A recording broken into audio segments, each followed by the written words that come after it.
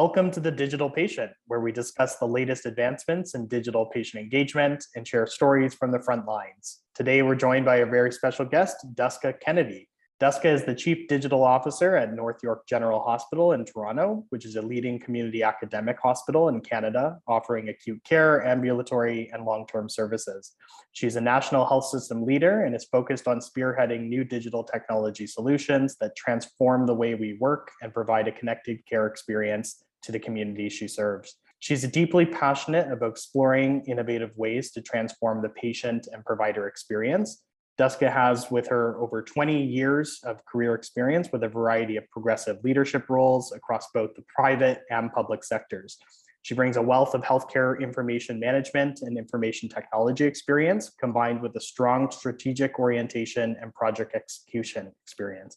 Duska, welcome to the show. Thank you. Great to be here. Amazing. We're so glad to have you on today. You know, you've been you've been in healthcare for almost 2 decades now, first starting in consulting and then 13 years or so championing UHN's digital initiatives before joining North York General. But your career actually started in California in investment banking. So the question I want to start with is, how did you end up in this wonderful world of digital health and innovation? Yeah, that's a great question. I often get asked because I probably ended up here in a, via less conventional path. But with everything that's happening in the world, I don't know if there is such a thing as a conventional career path anymore. But in essence, my background was in business, and I started my career first in Boston doing technology strategy consulting, and then moved to LA to do investment banking, again, focused on technology, semiconductor storage, and wireless companies. But I knew after that 5-year kind of stint that as much as it was incredibly fun, certainly a lot of work, that it wasn't something that I wanted to do longer term.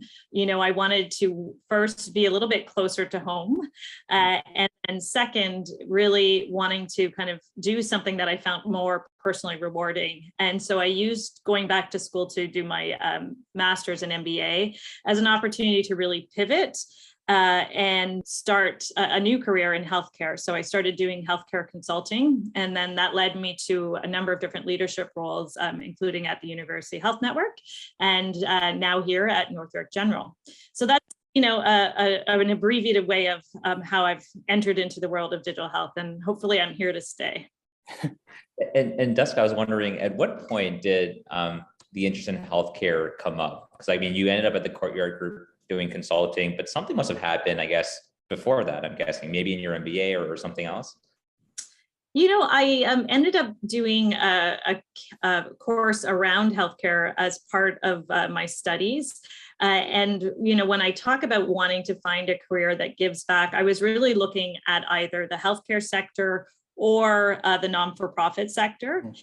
But my background, it was a little odd when I was kind of looking both at healthcare and non-for-profit. You know, they felt like it was a bit of a leap to go from investment banking to, and it just happened that a door within healthcare consulting, they kind of recognized some of the skills that I had and felt that they would be transferable into healthcare. So, I would say my interest was piqued academically, but it just went back to thinking about where are some of those sectors that actually, or professions where I'll actually feel good about what I do. And that's really how I found my way into healthcare. That's fantastic. So, I mean, speaking of kind of these transferable skills, you joined North York General Hospital as the new Chief Digital Officer, which is a role that is still relatively new for hospitals. And so I was wondering, for hospitals who are looking into creating such a role, how would you describe what you do and why is it important for hospitals to have a dedicated digital leader? Yes. And, this is helpful because sometimes I have to explain to my kids what I do and how it's different from, other jobs. So, really the Chief Digital Officer is a new title, as you've said. And the more traditional CIO role has been more focused on IT infrastructure, making sure that organizations are achieving operational efficiency, stability, et cetera. Whereas the CDO role is more, I would say, concerned about implementing digital initiatives that help organizations achieve their strategic goals and really focused on business transformation. So while I still have all of the responsibilities associated with operational stability, business continuity, I'm really very much focused in parallel on working with our leadership, both business and clinical, to think about what are ways to really transform our patient and provider experience through digital health. So, I view myself very much as a change agent. And I think, this role is critical because while I'm biased, and as are both of you, if you think of the future of healthcare, I fundamentally think technology is a key enabler to transforming healthcare and will continue to be so. So those organizations that have put this as an emphasis within their strategic plan, as North York General has, are prepared to make the investment. So I personally think it's a worthwhile investment. Yeah, and we're seeing this really across the board. I mean, I'm sure there's a lot of folks in Ontario that quite well. I mean, we actually recently, I guess the episode's not out yet, but probably will be by the time this comes out. We interviewed Andriana Lukic from St. Joe's Hamilton. I'm sure you've worked closely with. Yes. In the US, I mean, sorry, just to recap for folks who aren't aware, she's leading digital there, and in the US, we're seeing the digital leadership role be quite frequent now in American health systems and hospitals as well. So I guess wouldn't be shocked if 5 years from now, it's maybe a standard role in organizations across the board. Yeah, and I think it's the balance of, as I said, I still have to make sure that I'm accountable for our servers, our data center while still trying to make sure that we're doing cool and innovative and transformational stuff. So it's for me kind of that personal balance of those two domains and not having one outweigh the other, because they really are complementary. Some of organizations that are larger probably have a chief technology officer that focuses on that operational component, but I like personally seeing both aspects right now. Yeah. And what's neat is that you actually started this role at North York General right at the height of the pandemic in April 2020. So was wondering, what was it like joining an organization where you're leading digital transformation right when everyone was being more remote, right when you're having to maybe stand up telemedicine more than you used to? What was it like when that first started for you? And why did you plan to make that transition in the middle of the start of the pandemic, or how did that happen? Yeah, no, you know what? It wasn't planned. And, I considered myself a UHN lifer, whether that was realistic or not. It's such a big organization that it led to so many different opportunities.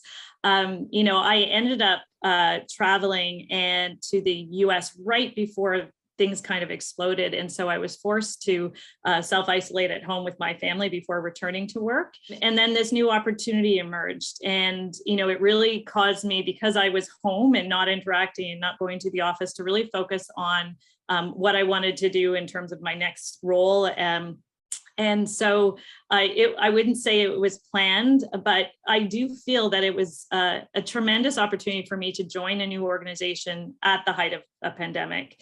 It certainly was not an easy transition, really kind of jumping in with both feet, but it allowed me to see and get to know my team in such a quick manner and see how agile they were, responding to so many different requests, whether it be around kind of standing up assessment centers, vaccine clinics, et cetera, and how they work to support really an evolving array of different needs. So I think it accelerated my onboarding and really helped me get to know my team. I would say most of my team, half of it was really kind of a hybrid model. So half of our staff were still needing to come into the office every day, and I was on site throughout the pandemic. So, it's been challenging to join a new organization, but also there's been so much tremendous benefit. And, I've heard so much about the culture of North York General, and that was one of the reasons why I joined this specific organization. And, I will say, am I fully immersed in the culture? No, not yet. But, as I've learned, and as you've probably learned through this new medium that we're working within, culture isn't necessarily about where you're located. It's about how you interact with people, how people talk to one another. So, in that sense, I certainly have been able to experience elements of the culture, but I do very much look forward to the days that we'll do whiteboarding sessions, grab a coffee with a colleague. That will certainly make things easier. Definitely. So I just want to shift gears a little bit, Duska. In the past, you've emphasized the importance of instituting person-centered care. And first of all, I just want to, dissect person-centered care. I really love that as opposed to patient-centered care, because it's, understanding patients as a consumer. And so that first I love, but what does person-centered care mean to you in the context of digital technologies? For sure. So, North York General has taken very great care to ensure that the people that we are serving are very much involved in designing solutions, and that they're very much engaged at the beginning of the process, so that their representation is represented in the final output solution, et cetera. So person-centered care really means that we're designing, let's say, a remote patient monitoring solution, that we have the nurse navigator there, as well as the patient, to really help make those decisions on how best to customize the solution, design the solution, implement it, et cetera. So, for us, it's making sure that we have that person in mind throughout the process. And then to further ensure that we have patients and families at the center of everything that we do. I recently created a digital patient experience group at North York General, and that's a group that we work with very closely on strategic initiatives, and they help guide our digital patient roadmap. And it's amazing to hear directly from patients and caregivers their thoughts on what initiatives are important, even down to the detail when we were launching our patient navigator, how to lay it out in a way that was consumable to them and made sense, and where to put what buttons, et cetera. So I have to say that our organization does so much to meaningfully engage our patients and put them at the center of everything that we do.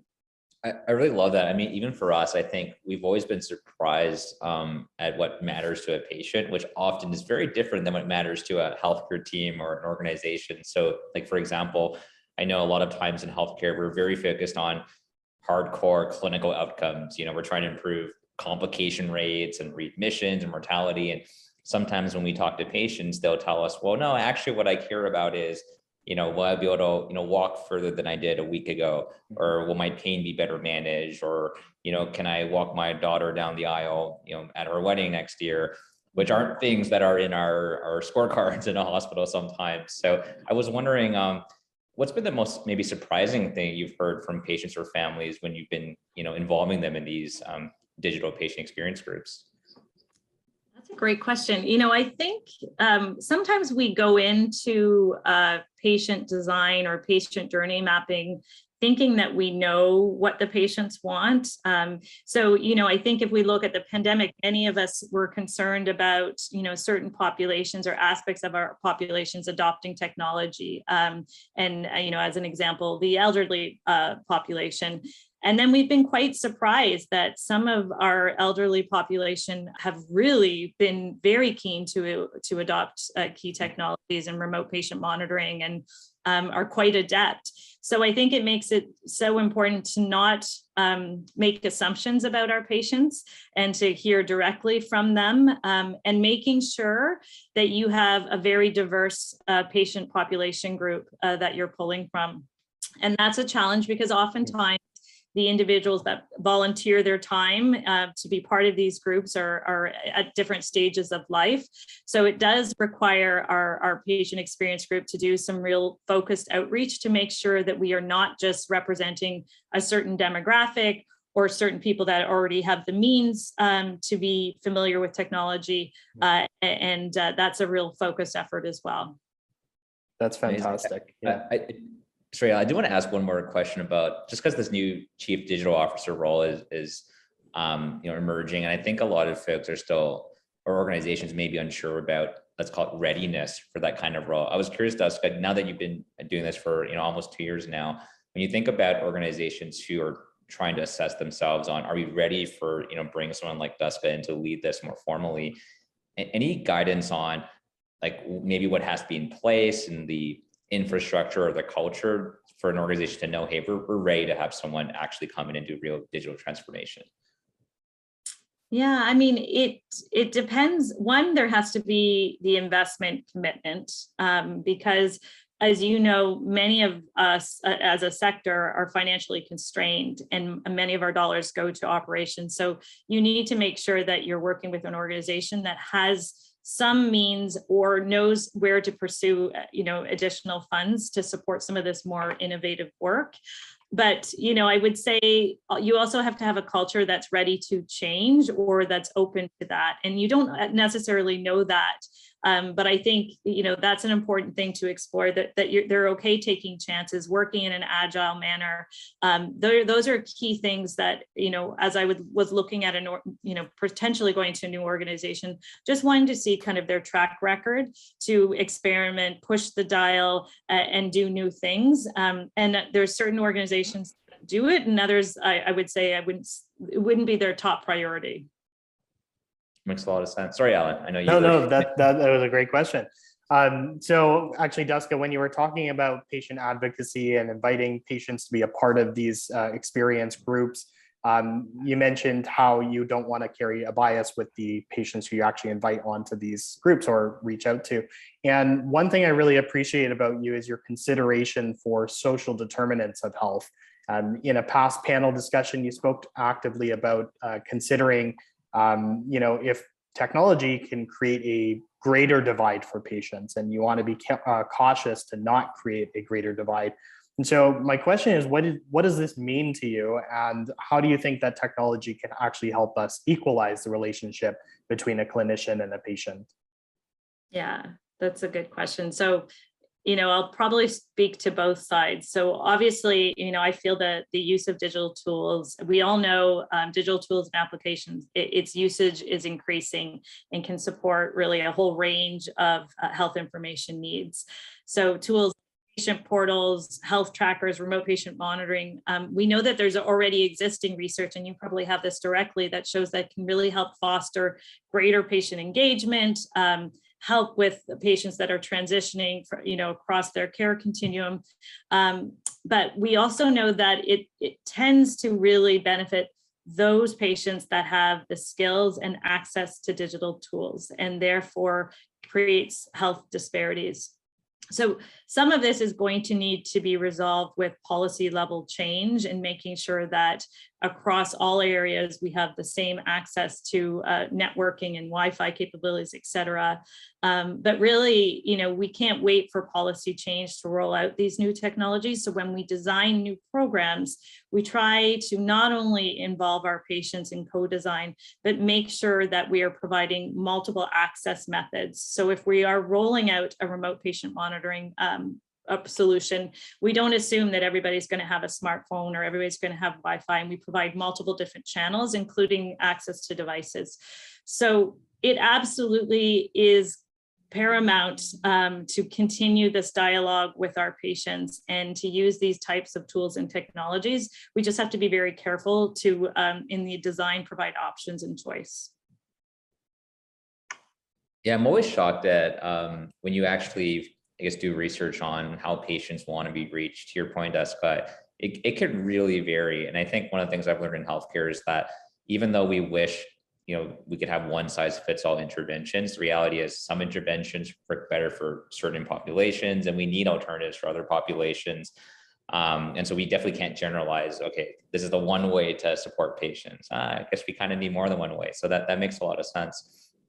Alan found this really great quote of yours when you were announced as the Chief Digital Officer for Northwick General. And you said, hospitals are just one part of a patient's journey in the healthcare system. Making that journey more seamless when it comes to each person's health information will improve the care they receive, as well as the system's overall ability to provide timely, high quality services. And a huge barrier in healthcare that we've all experienced is that things are really siloed in how we operate. And you've talked before about, all the fragmentation in care that still unfortunately exists today, which was particularly evident in the patient referral process. Was wondering, I guess, what does democratization of access to healthcare look like to you? Like, are there major things that you think we can do better in the system to make things more accessible? Mm-hmm.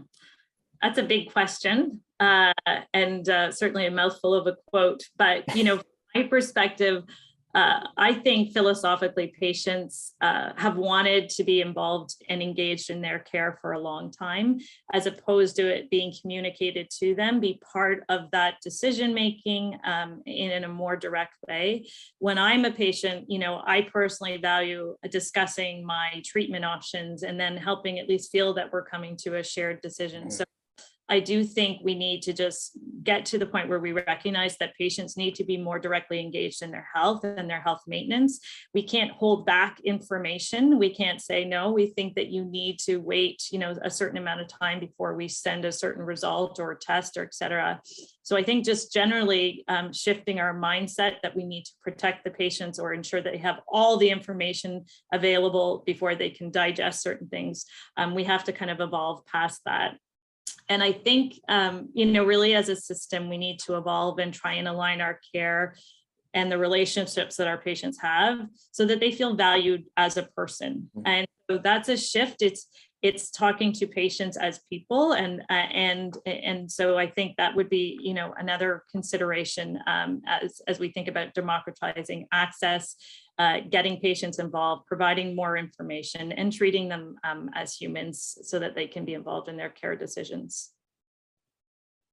One of the challenges I've heard from, I guess, providers around, things like patient portals now, it's easier than ever to get access to your test results sooner and other things.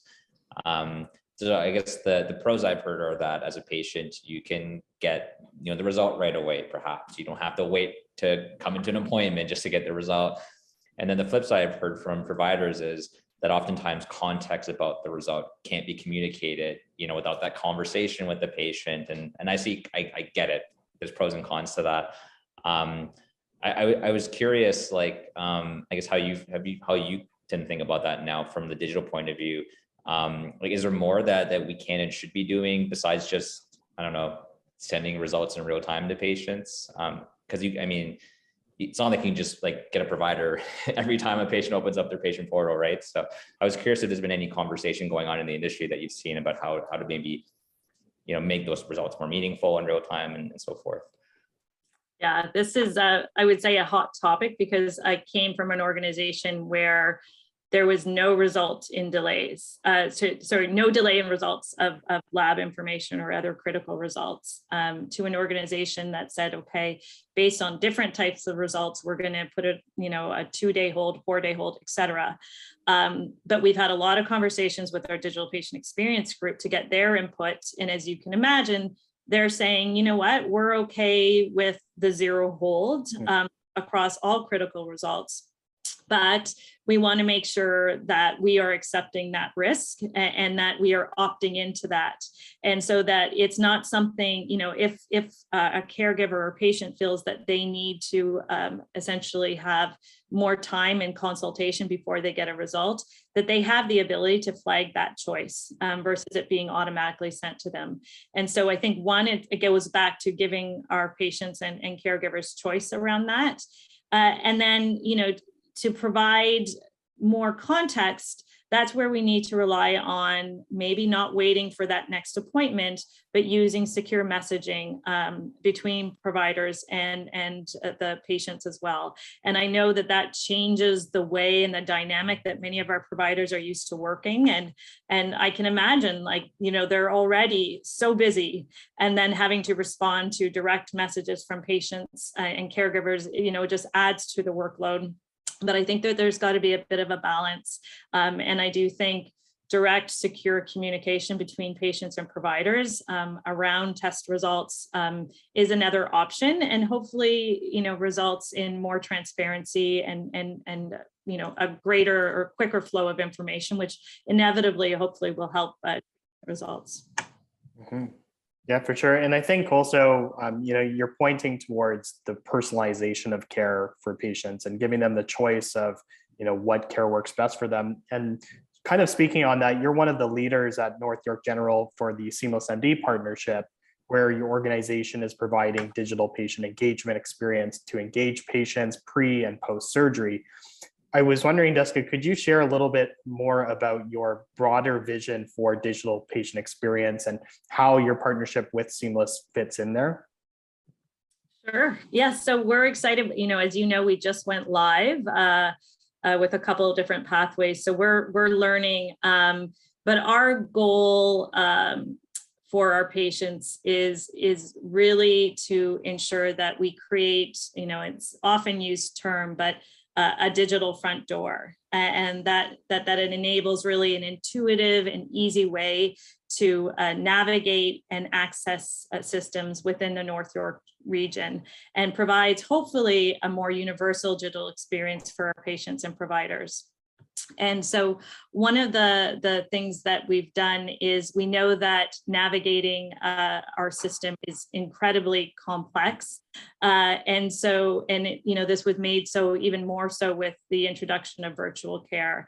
And so we really emphasized having our patients at the table just to understand what has been their experience around virtual care to date. So before we rolled out yet another remote monitoring solution or virtual care solution, we wanted to hear, what are the opportunities that we have to improve, and where are, new opportunities for us to introduce virtual care kind of above and beyond what we've done.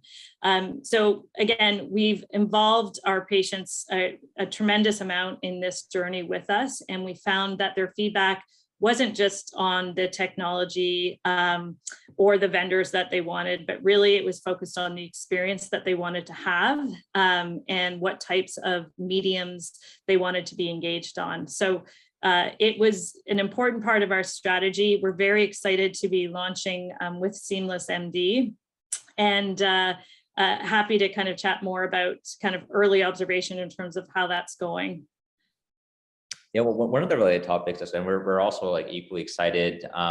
Your team has also been a leader in wanting to make sure it's a very integrated experience, and so we're doing integration with Seamless and your Cerner EMR to streamline clinical workflows. So, for example, streamlining some of the enrollment of patients into the program by automating some data transfer from Cerner to Seamless. And you know better than I do that digital and IT receives a lot of requests for EMR integrations or other related items. I'm curious in your role, like what's sort of your mental framework for deciding as an organization, like how do you prioritize all these requests that come into like IT, integrations, et cetera? There's probably a lot. So how do you prioritize that? Yes. So it's not as hard as it sounds. Yes, there's so many requests, and increasingly, while we were initially so focused on our primary hospital information system and making sure that we invest in that, we now know that there are really some best of breed technologies, particularly in the virtual care space, that may need to reside outside our main HIS. And many of our patient engagement tools, I would say, some of the kind of more leading capabilities and vendors are outside of the traditional HIS vendors. So integration is important, and you can't just assume that all of that functionality will be in your HIS. And so, one, I think it's shifting the mindset that we need to maybe look beyond. And I think when it comes to prioritizing integrations, it's really thinking about what are those integrations that are going to help improve our patient experience and improve clinician workflows. And so anything we can do to help pre-populate data for our patients and to make kind of their use of an application quicker, that's a priority. Similarly with our providers, the more information that we can pull through from our primary health information system record into these third-party applications helps really ensure the efficiency and the workflow, that it's really not a standalone tool, that it's embedded as part of their workflow. So that is really important because we know that our clinicians are extremely busy. We need, when we're introducing new technologies, we need to make sure that we are making their lives better and helping them deliver better care and not creating kind of more barriers. So, really making sure that we get our clinician feedback around how best to embed is also something that we put a lot of emphasis on. Yeah, I definitely think one of the most probably illuminating things a third party, organization like ours can never do is actually have people step foot inside a hospital setting and see how busy that clinical workflow is. Because I think unless you've done that, you don't realize how much people are running around. And so any improvements you can make to the clinical workflow to streamline things makes it dramatically easier to do change management or bring something new. And it's very different for like folks like Alan and myself, where if we're on an office setting most of the day, to us, it feels like, oh, why does something have to be integrated? It's like, just log on your computer and do something new. It's like, no, actually, it's very different if you're a clinician or an administrator in the hospital setting. You don't really have that kind of time. There's too much stuff going on. So yes, that's a fantastic point. One of the other things that we uncovered in our research, Duska, is you've played a key role in North York General's partnership with the North York Toronto Health Partners to launch North York Navigator. So very exciting initiative. One of Ontario's first digital front door applications. You mentioned earlier how important that strategy is, and for folks who just aren't aware, our understanding is that this digital front door application, the Navigator, will allow patients and caregivers to seamlessly access hospital and healthcare services, such as managing vaccine appointments, accessing personal health records, all while maintaining identity and privacy through an Ontario trusted account. Now, I'm sure this is really just the start. Wondering what you believe is the bigger long-term opportunity in Ontario by having these digital front doors, and the importance of that digital identity piece to connect everything together. Yes, we're very fortunate to be one of the 4 pilot hospitals, but I will say there's such a much broader push across the province to really have additional regions, hospitals, and sectors be part of this ecosystem, and really make sure that this digital identity piece is simplified so that all providers and patients are getting access to services in a more streamlined and secure manner. So from a hospital perspective, we are already prioritizing work with our partners who are digitally enabled, such as yourself, that are willing to integrate into our digital front door. And the digital identity is a critical component of our digital health strategy. So it really is a way for us to aggregate all those disparate applications that are out there for our patients and providers, and try and pull them all together and think about what are those types of services that you would want to access on your phone, whether it be before you come to the hospital, some type of wayfinding solution, or whether you're wanting to understand what are the different types of services that are available within our community, let's say for mental health. So it's really trying to simplify, aggregate, streamline all of this together, and making sure that when there are transactions or personal health information that's being exchanged, that it's happening in a way that is extremely secure. So this, as we've said, is a focal point of our digital health strategy. We continue to work with our digital patient experience group to think about what are more things that you would actually want to go to a Navigator, validate who you are, and use an app to consume services not only within our hospital, but our broader OHT community. We're just at the launching app point, and it seems like every couple of months we're adding new content and services to our app. That's incredible. It's really cool. It's like seeing the foundations of the building blocks kind of put together. It's really awesome. Duska, I wanted to shift a little bit. You went from iBanking to healthcare leadership, and in both of those worlds, there are fewer women in leadership, and this is thankfully changing thanks to leaders like yourself paving the way. But my question is, what advice would you give to women who wish to pursue leadership in fields that are traditionally dominated by men? Yeah, I've been asked this before. And, you know, I think there's been a lot written about this whole concept of imposter syndrome, which isn't a great term, if I can say that, but I understand the essence of it. And that's really about women not feeling like they have the experience or the qualifications for certain roles. And I question whether some of my male counterparts would have that same level of self-doubt and self-reflection versus just having that courage to just go for it and figure it out later. So my recommendation for female leaders is to, and I know it's easier said than done, to have the confidence to put yourself out there.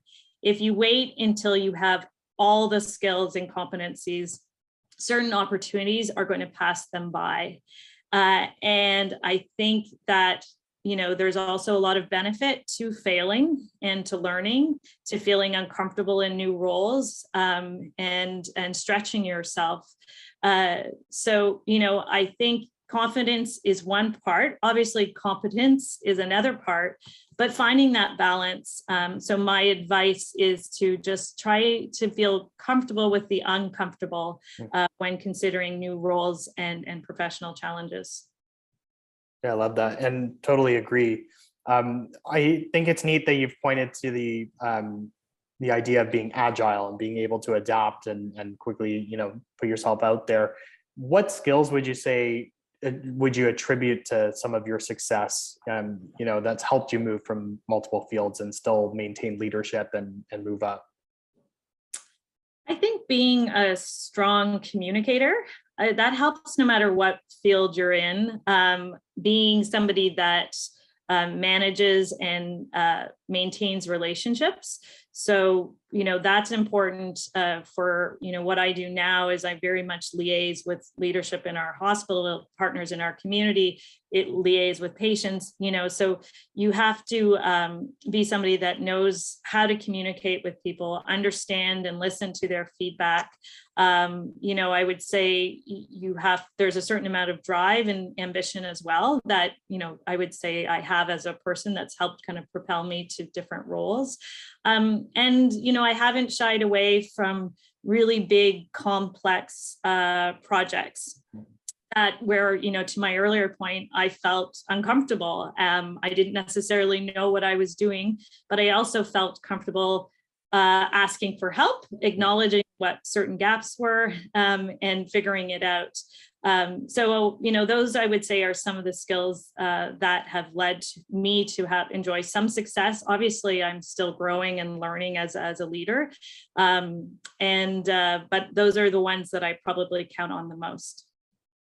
I think that's a great point, Duska. It's one of those things where, I mean, your story is a good example of that. Imagine, you know, back in April 2020, if you were to Google, you know, oh, what's the playbook for being a chief digital officer at a hospital? I mean, good luck finding a playbook online that tells you exactly what to do. And so you kind of just jumped in, you know, head first that, oh, you know, I'm going to figure it out, like, you know, along the way. And I love that. So it's a great point that you don't have to know how to do everything to just get in there, figure it out, and do it. So I love that.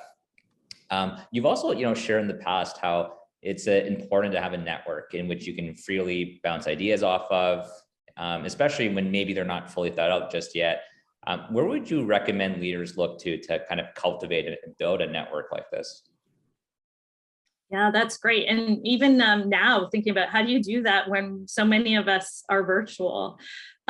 So, you know, I think it's amazing the amount that you can still connect with people virtually. So, you know, I think about, you know, trying to follow people on LinkedIn where you see that they're, you know, posting articles or doing things that, you know, are aligned to your interests. I would say that's very much a platform that still is being used to reach out to new people and foster new relationships.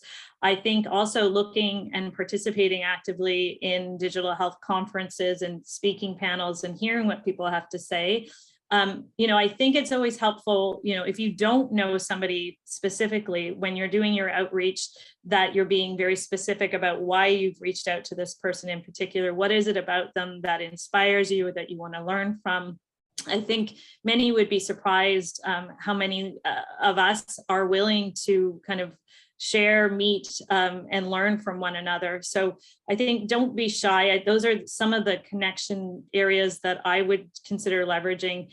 But, start a conversation first, see if there's a mutual fit, and go from there, and really try and ensure that it's as authentic as possible. I completely agree. I mean, I think we all get a lot of random LinkedIn requests, but we definitely all do respond to some of them that are completely cold if it's actually relevant to us, if we think we can actually be helpful. And so you're absolutely right. If someone does their homework, I think we're all more than happy to connect with strangers. So I really love that. One of the things that we've started doing is getting guest questions. And so we reached out to Lydia Lee, who you work closely with at UHN for a number of years, and asked her for suggestions of topics or questions to ask you about. So she mentioned that you got a COVID puppy, which has kept you busy. What's your puppy's name? And was that a big decision for the family, or? Oh my goodness. First, she's not a COVID puppy. I really we ended up getting her during COVID, but it was before the whole pandemic exploded. But yes, she was on the cusp of being a COVID puppy. So her name is Stella. She's a mini bernedoodle. I have boys, and they've been asking for years for us to get a puppy. And then, this is just one of those silver linings of this kind of awful pandemic, is that it happened to be at a time where we were home and able to kind of support bringing a new dog to our family. Mm-hmm. Yes, I'm glad that Lydia remembered this. And she's hard to imagine life without our little Stella. So cute. Alan also got a puppy during COVID. I did. But I think more intentional in terms of being a pandemic puppy, right, Alan? It was not, but no, we had been planning for a couple of years, and then finally found one to rescue during COVID. So I suppose same kind of story. We had more time and all that. Yes. That's amazing, Duska. So what we're going to do now is shift over to what we call the Fast 5 lightning round. This is basically just 5 additional questions to get to know you a little bit better for our audience. So the first question we had is, what is your favorite book or book you've gifted the most? Interesting. So last year around International Women's Day, I had gifted a book by Melinda Gates called The Moment of Lift. And I'm part of a book club, and I try really just to read lighter books or books that are not necessarily around business, et cetera.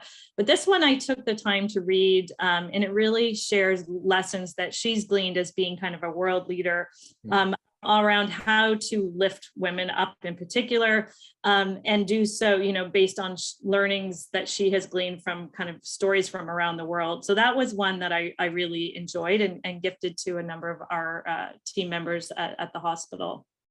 That's awesome.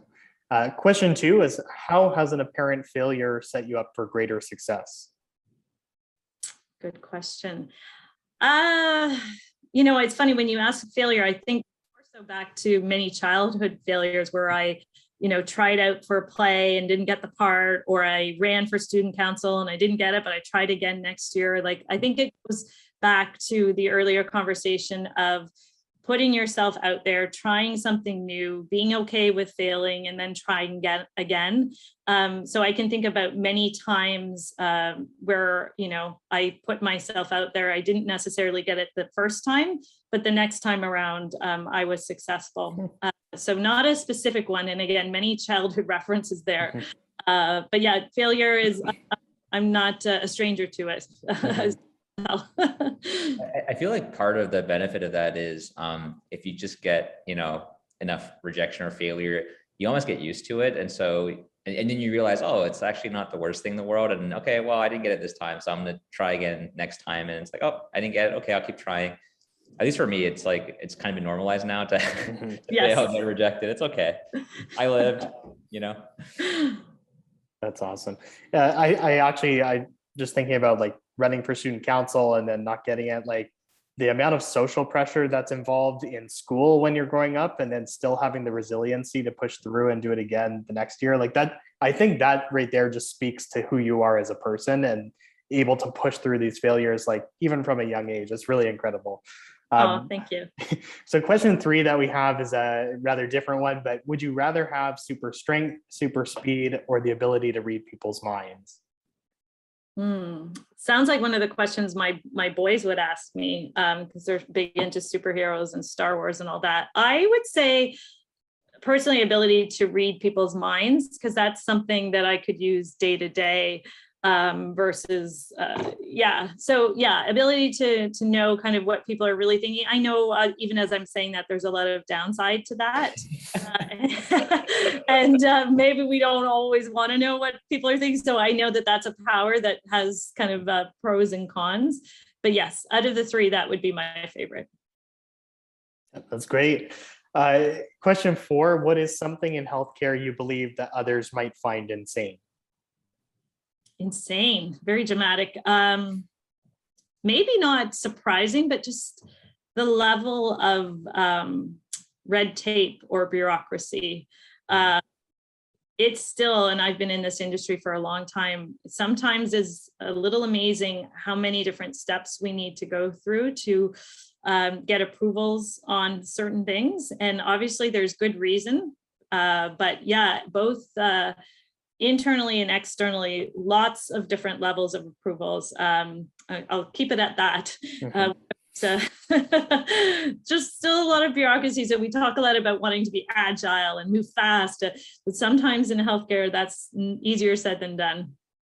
Yeah, even like our company, we're much smaller than a hospital like Northwood General in terms of, number of people. But as we've grown, we've started to realize, situations where it's like, oh, I guess we should have a policy about this. And then I've always been really trying to fight against more rules, because like rules slow down progress and being nimble. But then, if one outlier thing happens and you go, I guess we need something in place to make sure that doesn't happen next time. And then if you're like 1,000-person organization, then you kind of realize, oh, okay, this is why there's so many layers of policies, because like something could happen and it probably happened once before. And it's to your point, like there's a good reason for it, but then it's like, how do you balance being nimble? It's a tough one.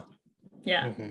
It's the same thing with like, there's always those warning signs, like to not eat something. And you're like, well, it's obvious not to eat that or whatever, but it's like, somebody obviously did it once before. So that's why the label's there, So, last question that we have, Duska, this is a pandemic lockdown related question, and it can't be about your dog. But what is one hobby or activity you've gotten into since the beginning of the pandemic? Oh, probably like most people, eating. And I've always loved to cook, but I did love having a little more time to cook and obviously eat. But in terms of hobbies, I have 3 kids that play hockey, and we spent a lot of time in the pandemic up in Collingwood, where my husband put together an outdoor hockey rink. Oh, cool. And I had always been a hockey mom, but you'd never find me on the ice. But this past winter, that changed. I am by no means a figure skater or trying out for the Olympics, but I certainly can now make my way across the rink without it being a whole site. So I would say learning to skate a little bit better is something new that I learned through the pandemic. That's awesome. Awesome. Yeah, that's really, I'm just picturing your boys like putting you in net, and they're saying you have to be the goalie mom. Like, you can't skate that well, you have to go in there. No, that's so great. That's really awesome. Duska, I want to thank you for coming on the show today. You shared a ton of wisdom with us. There's a lot of qualities that make you a great leader, and I know that they were shown today, and I hope that people in the audience can see that and take away, some of the pearls of wisdom that you shared with us today. So thank you again, just so much for being on the show with us today. Thank you both for the opportunity, and it's great to connect with you outside of our traditional kind of business conversations, and appreciate the questions that you've asked. So thank you again. I really enjoyed our chat. Thanks, Duska.